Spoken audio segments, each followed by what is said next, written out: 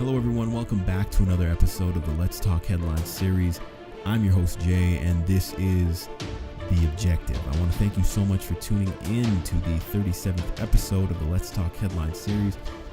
I truly am honored and grateful to have you here. If you do appreciate and enjoy and learn a thing or two from my episodes and my content, I would encourage you to like, subscribe, and comment, because I do like dialogue, I do like feedback. Okay, so I do appreciate that. I want you to take a look. These words right over here, www.politicalstorm.com. I am a proud contributor to the website. If you want to see some of my articles, my podcasts are linked there as well as several other very talented and intelligent contributors. Definitely check out the website. And also, if you're on Instagram, check me out at The Objective Podcast, and check Political Storm at Political Storm. There's a lot of ats there.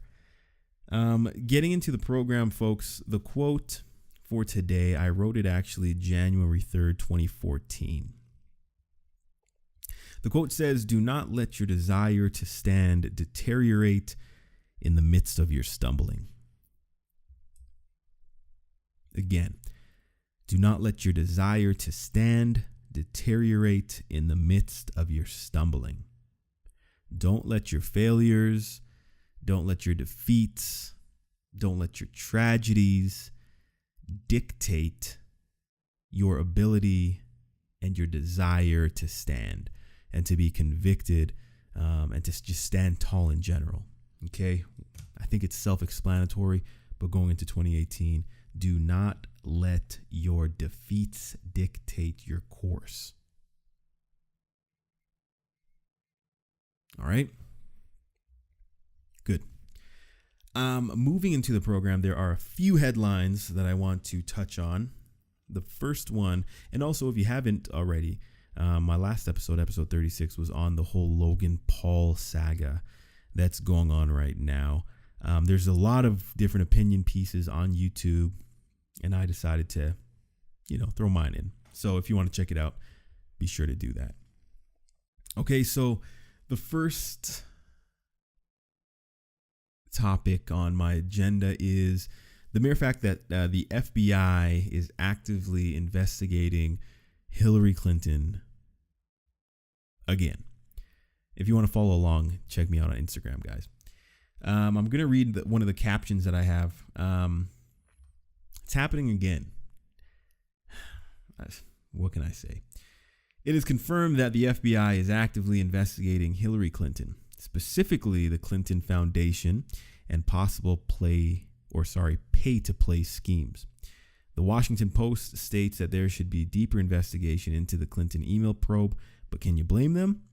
The mainstream media finds itself in a position where they have to choose between their credibility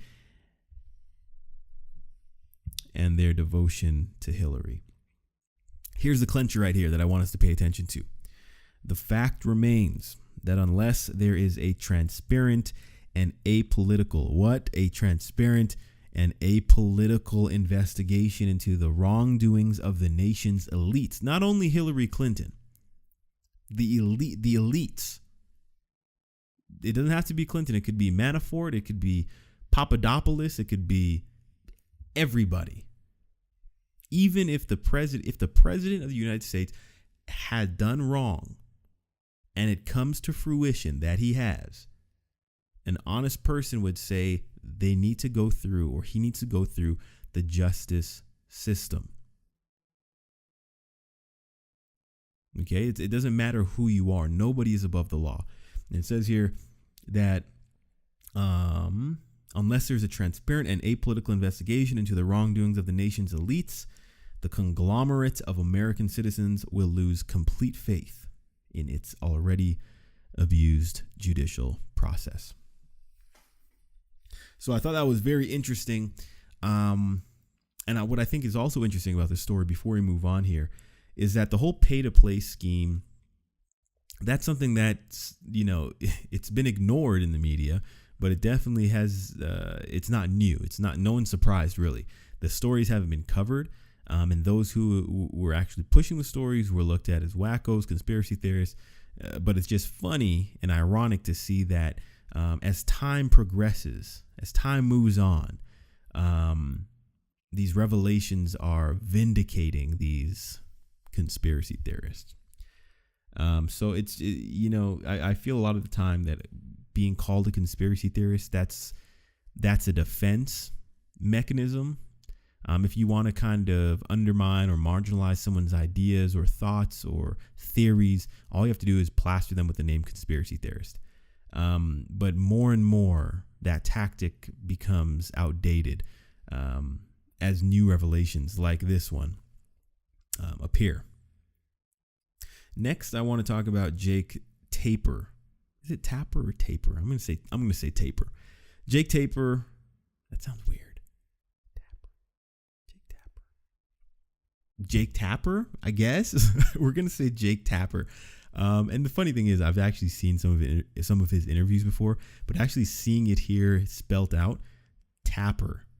We're going to go with that. I don't want to waste any more of your guys' time. But Jake Tapper, he invited Stephen Miller. Now, Stephen Miller is the same gentleman, part of the Trump administration, young guy, very, very smart guy. He's able to, well, if you look at the Jim Acosta cosmopolitan bias scenario at one of the press briefings, you'll understand and you'll see that he's a very clever, quick, and witty guy. He catches on. He's like a shark in water, and if you mess up in an argument, he smells the blood, and he actually calls you on it. So definitely check out the video, Jim Acosta and Stephen Miller, cosmopolitan bias.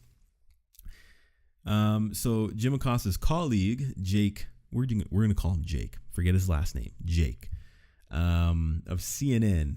He had an interview with Stephen Miller. And I have here Jake Tapper's career almost ended by Stephen Miller.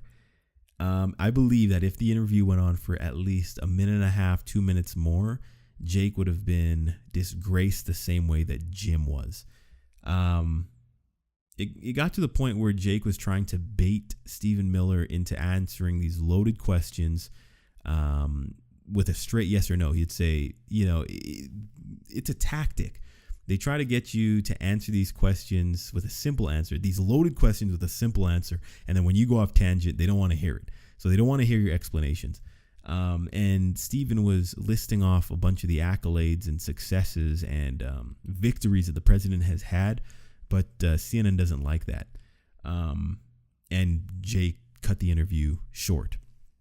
Definitely check it out. I posted this picture here and I got 2 comments from people who didn't agree with me. And I always welcome people. If you looking at this don't agree with me, I welcome you to comment. And some of these messages were filled with expletives. And, I don't typically swear on here. I can't say that, in my job, I don't let a few slip. But I called him out and I said, can you articulate why you disagree with me? And the first guy deleted his comment. So I guess he couldn't. And I'm still waiting for Bootylicious Kelly to explain. I don't think I'm going to get a response, to be honest with you. So yeah, what she actually said was, that really ended Jake's career and didn't make Stephen look loony at all. Nope. And I said, how did the interview make Stephen look loony? I can respect another point of view. And I haven't got a response back. And finally, the last story, Theresa May, the Prime Minister of the United Kingdom, was asked about the president's mental fitness. Before we go into this, it's just interesting, guys. If it's not the Russia probe, then it's his mental fitness. If it's not his mental fitness, it's his physical fitness and the rumors that he drinks 12 Diet Cokes a day. There's always something. It's a constant onslaught, an offensive, a consistent offensive on the president. But now, now that the Russia probe isn't going the way the Democrats want it to go, and the whole thing is blowing up in their faces, they've moved on to the mental fitness. So Theresa May was asked, here, you know what? I'll just read it for you guys. United Kingdom Prime Minister Theresa May was recently asked about her assessment of the president's mental state. For those of you following on Instagram, this is my most recent post. This question comes after Western mainstream media revitalized its attacks on the president of the United States' mental health as a Russia probe collapses under the weight of its own corruption. In previous podcasts, we discussed how it is considered unethical in the medical realm for a doctor/psychiatrist or just a medical professional to diagnose the person if they had not had the opportunity to assess them personally. And this stems from the Barry Goldwater saga of 1964, where the opposition got several psychiatrists, I believe it was 1,189 to be exact, to say that they do not think he is fit for office. And this whole Barry Goldwater conundrum, basically the mere fact that they published this paper saying that 1,189 psychiatrists don't see him as being mentally fit for the presidency, this cost him the election. And ever since then, they call it the Goldwater rule, where it is unethical for a medical professional to diagnose someone who they have not personally assessed. Yet still today we see that's exactly what reporters of the mainstream media are doing. And it's unethical. And it's basically part of a smear campaign. And basically a very important part of this post is this. I say here, Theresa May isn't my favorite person, but it would be in poor judgment and a lack of objectivity if I did not commend her on not taking media bait and blindly slamming the president. So, as much as, we call out the mainstream media for their gross negligence and their inability to do their inherent task of being biased and just reporting facts and news, I think we need to take the time to also commend people and acknowledge when people they step out of their bias and they call a spade a spade. And yeah, so I appreciate that, guys. I'm going to end the show here. Thank you so much for tuning in to the 37th episode of the Let's Talk Headlines. Remember the quote in the beginning: whenever you're stumbling, don't allow that to dictate your ability or your desire to stand. Okay, until we see each other again, guys, I love you. Make it your goal to be objective. Have a good night.